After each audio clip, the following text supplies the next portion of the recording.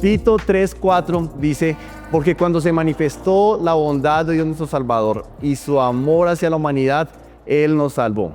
Él nos salvó. Y qué bonito que dice esto, y quisiera tomar 5 minutos para hablar acerca de este versículo, de lo importante que es entender que Dios nos salvó. Hay muchas parábolas, la parábola de la moneda perdida, la hoja perdida, y del hijo pródigo, o llamámoslo del hijo perdido, que están seguidas, y está Jesús explicando este punto de cómo es que Él nos encontró y Él nos salvó. La salvación no viene de nosotros. Necesitamos un Salvador. Nosotros por nosotros mismos no podríamos hacernos salvos a menos de que tuviéramos un Salvador. Él no vino a salvarnos ¿de qué? Porque es una persona que no conoce a Cristo. Le dijéramos, venga, usted necesita ser salvo. ¿Salvo de qué? ¿Salvo de qué? Yo estoy bueno, ¿salvo de qué? Pero cuando entendemos la palabra de Dios, nos damos cuenta de que Él nos salvó. Y tal vez hablemos de 2 cosas que Él nos salvó. Él no solamente nos salva de nuestros delitos. Sería como cuando una persona que ha cometido muchos delitos va a juicio y lo declara inocente. Y él dice, bueno, me salvé. ¿Me salvé de qué? De la condena. Pero él sale de ese lugar y como se salvó, estoy seguro que él va a seguir haciendo lo mismo. Porque la misma naturaleza de este hombre a cometer delitos y que le salvan solamente del castigo, pues su misma naturaleza no ha cambiado, él va a seguir haciendo eso y va a seguir cometiendo los mismos delitos. Él fue salvo de su condena, pero no de su naturaleza. Cuando Dios nos dice que Él nos salvó por su gracia, por su bondad y por su amor, Él nos salvó, no solo está hablando de que Él nos salva de la condena, Él nos está salvando del amor al pecado. O sea que está cambiando, nos salvó de nuestra naturaleza. Nos salvó de la esclavitud a nuestros deseos. Nos salva de querer hacer el mal. Él nos salvó, Él nos cambió. Cuando estábamos muertos en nuestros delitos y pecados, nos dio vida. Cuando éramos esclavos a nuestros deseos y a nuestra naturaleza, Él nos da una nueva naturaleza para que ahora seamos esclavos a unos nuevos deseos, a los deseos que el Espíritu Santo está poniendo en nosotros, y esto es lo que llama la palabra de Dios como la santificación, la transformación, y el que comenzó la buena obra es fiel en completarla. Lo mismo que está diciendo Tito 3, versículo 4, y después comienza en el versículo 5 a decir que por el lavamiento del Espíritu Santo, la regeneración y la transformación y la obra del Espíritu Santo en nosotros, no solamente nos salva del castigo, nos salva también del amor al pecado, o sea, nos hace nuevas personas. Esa es la salvación, pero fue por su amor y por su bondad. Cuando yo hablaba este domingo y pensábamos en estas palabras, en el amor, la bondad de Dios y al fin de cuentas la salvación, me venía a la mente y hablábamos de Juan 11. Juan 11 está hablando de Lázaro, la resurrección de Lázaro, y vea que Juan, si usted estudia el libro de Juan y si lee este evangelio según San Juan, no hay nada que esté escrito ahí que esté escrito a la ligera. Es un libro con profundidad teológica. Juan no escribió, uno creería que cuando era jovencito y ahí, no, él escribió Juan ya cuando tenía muchos años, ya habían escrito Mateo, Marcos, Lucas, ya estaban las cartas paulinas, y él escribe Juan desde este contexto ya de la relación con Dios, de la revelación con Dios, y él escribe muchas cosas que las que no pensaría, porque usted en Juan es el único lugar donde usted encuentra que habla de Juan como el discípulo amado.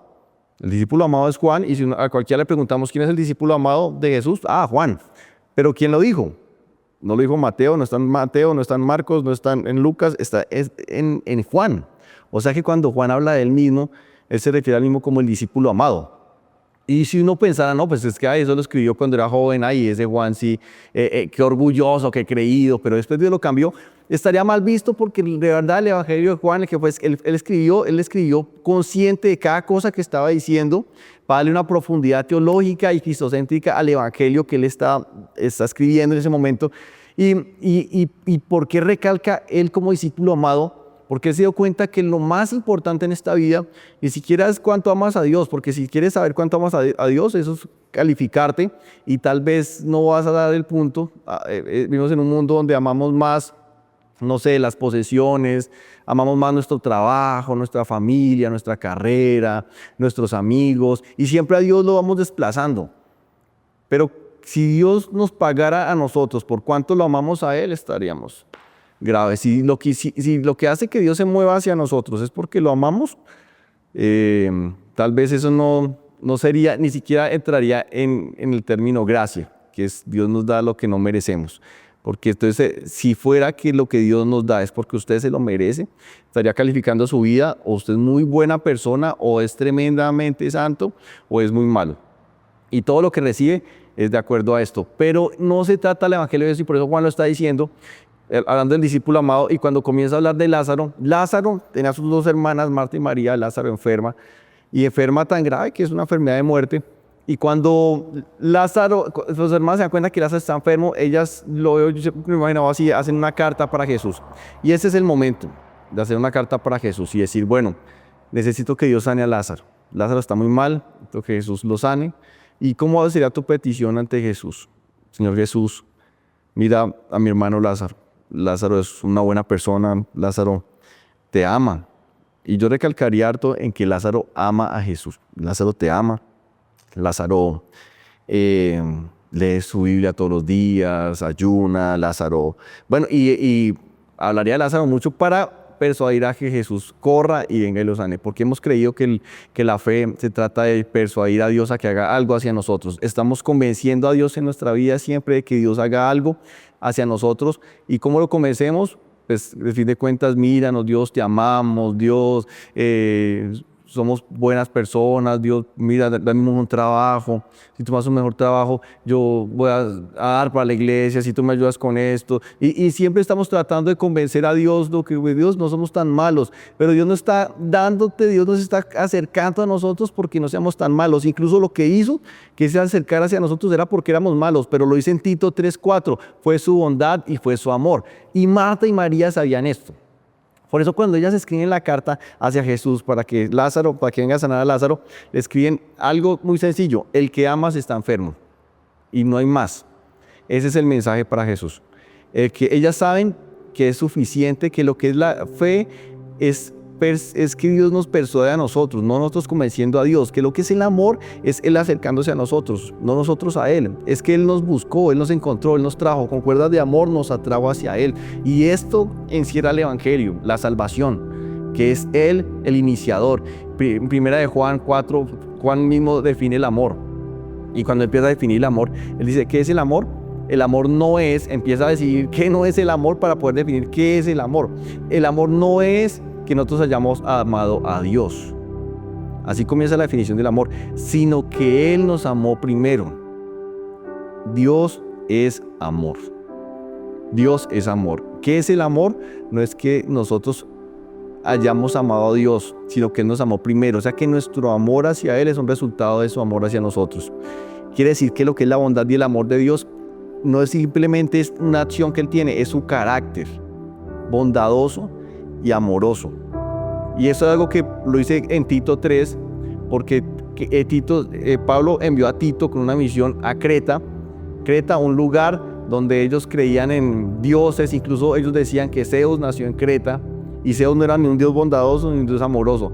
Y vino Pablo a decirle a Tito, vaya a Creta y hábleles de un Dios bondadoso y amoroso, que la salvación no se trata de nuestras obras, se trata de que un Dios amoroso y un Dios bondadoso nos salvó.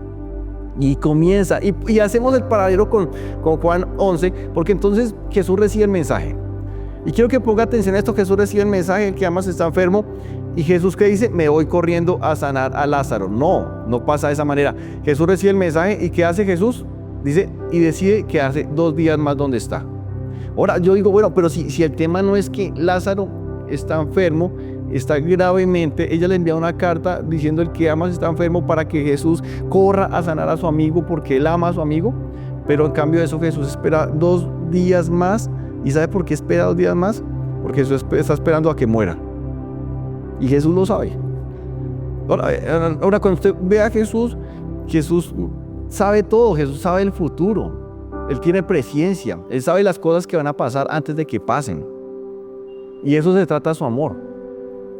Él sabe, antes de que pase algo, incluso ya lo sabe. Y Él aún sabía que Lázaro iba a morir.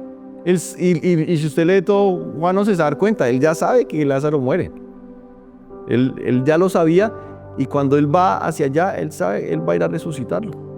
Pero yo siempre decía, ¿por qué Jesús y se lo preguntó María, se lo preguntaron las personas que estaban allá, en la muerte de Lázaro, allá consolando a María y a Marta, ¿por qué Jesús no vino antes a sanarlo? Ellos se lo preguntaron, María se lo preguntó arrodillada a sus pies: ¿por qué no viniste antes a sanar a mi hermano? Y los que estaban allá llorando y consolando a Marta y María se preguntaban: ¿por qué si Jesús, que sanó la vista de los ciegos, por qué no vino a sanar a Lázaro? Y aquí viene el punto de la salvación, y donde unimos Tito 3, versículo 4, de la salvación. Jesús no vino a hacerte una mejor persona. Jesús no vino a hacernos mejores. Jesús no vino a mejorar tu matrimonio. Jesús no vino a mejorarte en tus negocios, el Evangelio no es mejoración, ni el Evangelio es autoayuda, ni el Evangelio es que Dios quiera hacerte mejor, porque hacerte mejor es religión. Y eso se trató del fariseísmo, siempre de hacerse mejores, de intentar llegar a verse perfectos. Y Jesús, cuando defendía a los fariseos, le decían: es que ustedes parecen sepulcros blanqueados, o sea, son ataúdes perfectos, bonitos, resplandecientes, que eso se ve, que cosa tan hermosa, pero cuando lo abren están llenos de muerte, es un muerto. ¿Y por qué se ha hecho eso? Porque hemos creído que el Evangelio es mejoración. Dios quiere hacerme mejor persona. Pero el Evangelio no es autoayuda. El Evangelio no es superación personal. El Evangelio es resurrección. Y Jesús se lo dijo, y Jesús lo dice en Juan 11: yo soy la resurrección y la vida. Y en Efesios dice: cuando estábamos muertos en nuestros delitos y pecados, Él nos dio vida. Cuando estábamos muertos. O sea, que Jesús está diciendo, y está diciendo que nuestra condición sin Cristo era de muerte. Y por eso Jesús no sana a Lázaro, porque Jesús no quiere simplemente mejorar a Lázaro. Jesús espera que Lázaro muera porque Jesús quiere resucitarlo, darle una nueva identidad, darle cambiar su naturaleza, una nueva naturaleza. Lo que era antiguo de Lázaro murió. Él quería levantarlo y darle un nuevo Lázaro, ¿no? Él no vino a mejorarnos, Él vino a resucitarnos. Estábamos muertos y Él vino a resucitarnos, a darnos una nueva. Antes éramos esclavos a nuestra naturaleza de pecado, y como esclavos a nuestra naturaleza de pecado éramos esclavos a nuestros deseos, y lo único que podíamos hacer era lo que nuestros malos deseos nos decían que hiciéramos. Pero cuando vino Cristo, Él nos dio vida, Él nos resucitó. ¿Qué quiere decir esto? Él ya nos quitó, al darnos vida, de ser esclavos del pecado y nuestros deseos, y nos dio vida. Ahora somos esclavos a Cristo, esclavos a unos nuevos deseos del Espíritu Santo. Y si lee Tito 3, versículo 4, versículo 5, versículo 6 y versículo 7, se da cuenta cómo es todo el proceso de salvación, que no solamente Él te salvó, sino por el lavamiento del Espíritu Santo y la regeneración te transformó. ¿A qué? Para darnos vida, porque Él no solamente me está salvando del castigo del pecado, no solamente Él me está transformando en una nueva criatura. Él no solamente quiere hacerte mejor persona. Dios no quiere mejorar tu matrimonio. Él quiere que mueras, Él quiere resucitarte y que hacerte una nueva persona. Él nos dio vida cuando estábamos muertos. El Evangelio no es mejoración, no es ayuda, autoayuda. El Evangelio es resurrección. Y Jesús dijo: yo soy la resurrección y la vida.